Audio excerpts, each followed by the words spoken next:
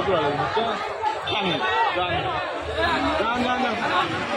，যাবার কন্টিনিউ হবে আমাদের ওটিতে ওটিতে পুরো মিছিলের ছবি হবে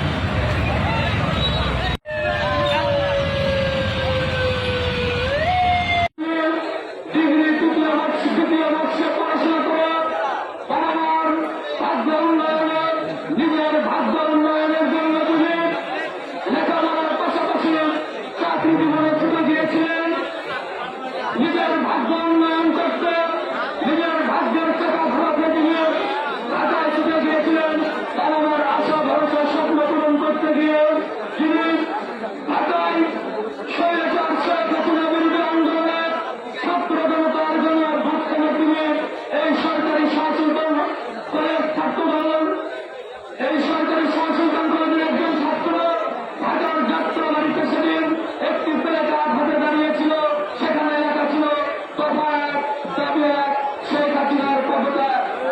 সে এই সরকারি সহযোগিতা কলেজের একজন মেধাবী ছাত্র ছিল। সে কোন রকম রাষ্ট্র এবং সরকার বিরোধী কোন কার্যকলাপে লিপ্ত ছিল না। একদিনে তিনিও সেদিন ঢাকার যাত্রা বাড়িতে প্লেকার্ড হাতে দাঁড়িয়েছিল।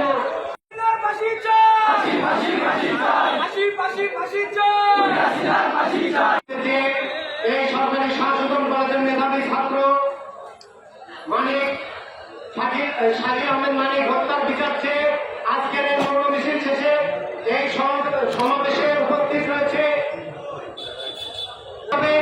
গণহত্যা চালিয়েছে।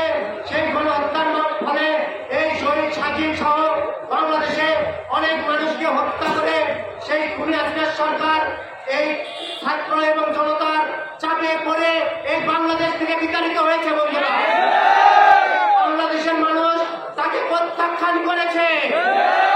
আমরা আরো বলতে চাই, এই খুনি শেখ হাসিনার বিচার সহ যেসব পুলিশ প্রশাসন, যেসব আইন শৃঙ্খলা বাহিনী সেই টাইমে যেখানে যেখানে ছিল সেই জায়গায় যেসব হত্যা হয়েছে সকল পুলিশ প্রশাসন সহ ডিসিএসপি সহ তাদের সকলকে বিচারের আওতায় আনা হোক।